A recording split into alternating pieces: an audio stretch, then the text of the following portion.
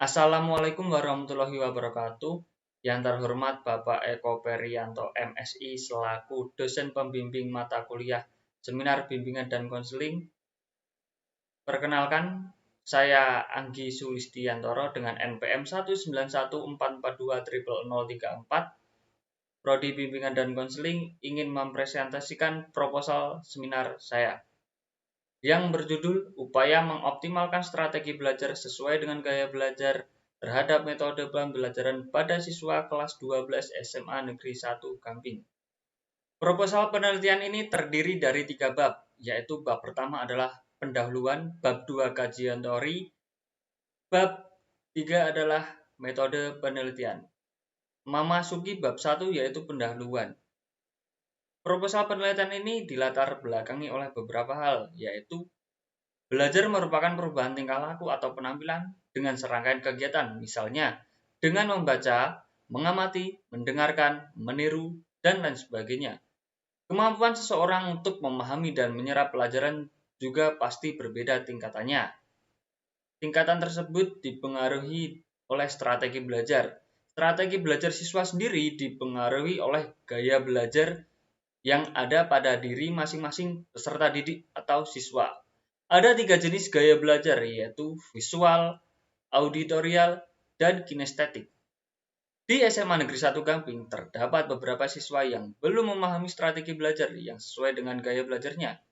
Strategi belajar yang susah untuk dicapai ini dikarenakan dari berbagai hal, antara lain siswa yang susah untuk berkonsentrasi saat pembelajaran berlangsung, metode atau model penyampaian guru yang dirasa siswa susah untuk ditangkap, dan juga penyampaian materi dari guru yang dianggap siswa terlalu cepat atau terlalu mengejar materi.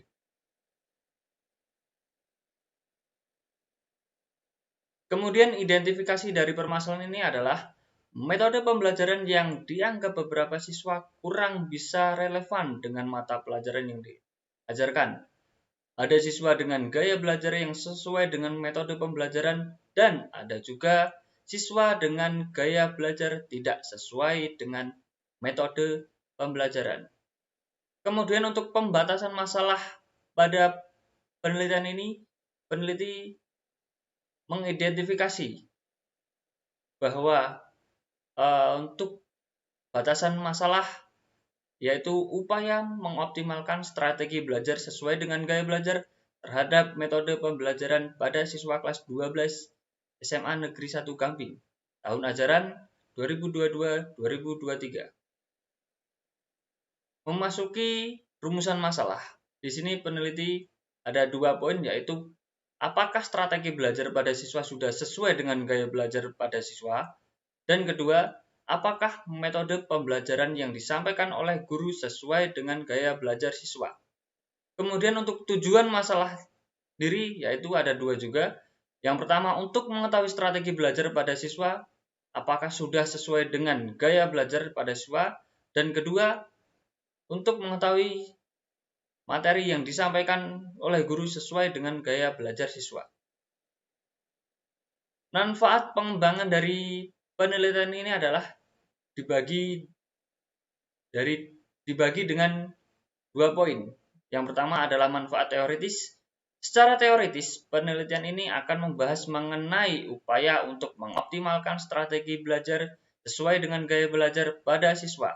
Maka dengan ini seorang guru dapat mengetahui metode pembelajaran yang ditangkap oleh semua model gaya belajar pada peserta didik. Kemudian ada pula manfaat praktis dari penelitian ini. Secara praktis penelitian ini bermanfaat bagi yang pertama adalah bagi sekolah. Akan dapat meningkatkan sumbangan dalam upaya meningkatkan mutu pembelajaran di sekolah. Yang kedua bagi guru. Penelitian ini diharapkan mampu memahami karakter gaya belajar peserta didik sehingga mampu mengoptimalkan strategi pembelajaran yang dapat mempermudah guru dalam menyampaikan materi. Yang ketiga, bagi peneliti sebagai sarana pengembangan ilmu pengetahuan yang dapat menambah wawasan, pengetahuan, dan pengalaman bagi peneliti mengenai optimalisasi strategi pembelajaran yang sesuai dengan gaya belajar. Memasuki bab kedua yaitu kajian teori. Kajian teori dalam penelitian ini dibagi dalam 4 poin. Yang pertama adalah pengertian gaya belajar sendiri.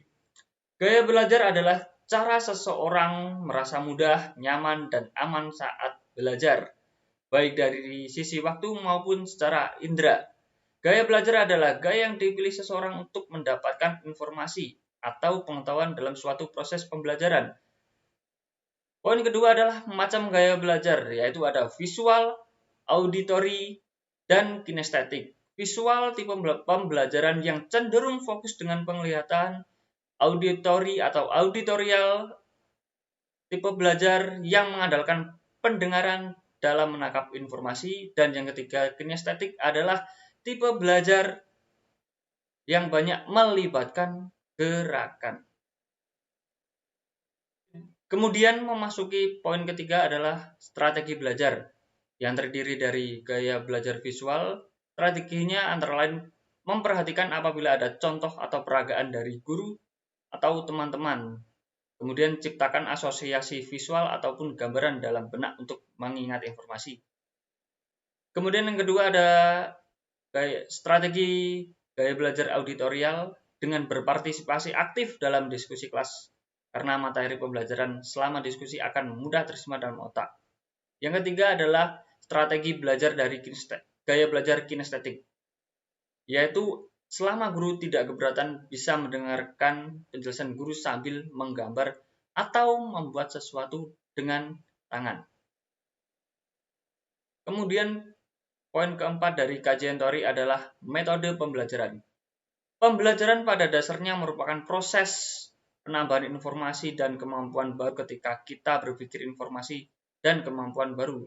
Ketika kita berpikir informasi dan kemauan apa yang harus dimiliki oleh siswa, maka pada saat itu juga kita semestinya berpikir strategi apa yang harus dilakukan agar semua itu dapat tercapai secara efektif dan efisien.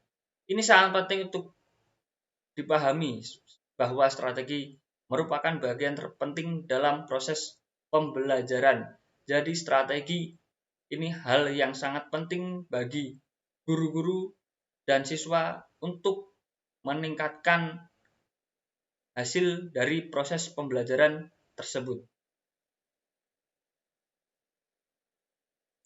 Kemudian kerangka berpikir dari penelitian ini menunjukkan bahwa hubungan antara variabel bebas, yaitu gaya belajar siswa, meliputi mengikuti pembelajaran, cara belajar individu, sarana pembelajaran, dan ada variabel terikat, yaitu metode pembelajaran. Adapun perumusan hipotesis dari penelitian ini, yaitu yang pertama, metode pembelajaran guru tidak sesuai dengan gaya belajar siswa, dan yang kedua adalah metode pembelajaran guru sesuai dengan gaya belajar siswa. Memasuki bab ketiga yaitu metode penelitian. Waktu dan tempat penelitian. Waktu penelitian dalam ini digunakan saat kegiatan asistensi mengajar selama kurun waktu kurang lebih 4 bulan. Penelitian ini dilakukan kisaran waktu minggu pertama di bulan November. Adapun tempat penelitian ini yaitu di SMA Negeri 1 Gamping. Kemudian ada variabel penelitian. Variabel penelitian ini menggunakan dua variabel, yaitu variabel bebas atau independen dan variabel terikat atau dependent. Variabel bebas dalam penelitian ini adalah gaya belajar, bisa dilambangkan dengan X, dan variabel terikat adalah metode pembelajaran dilambangkan dengan lambang Y. Memasuki metode penentuan subjek. Di sini menggunakan dua penentuan subjek, yaitu menentukan populasi. Populasi dalam penelitian ini adalah siswa kelas 12 IPS SMA Negeri 1 Gamping yang terdiri dari dua kelas yang berjumlah 71 siswa. Terdiri atas 12 IPS 1 dan 12 IPS 2. Kemudian ada teknik sampling, dalam penelitian ini jumlah sampel yang akan diteliti adalah sebanyak 60 siswa. Kemudian memasuki di teknik dan instrumen pengumpulan data. Metode angket digunakan sebagai alat untuk mengetahui macam gaya belajar pada siswa untuk mengoptimalkan strategi metode pembelajaran selama proses kegiatan belajar di SMA Negeri 1 Gamping.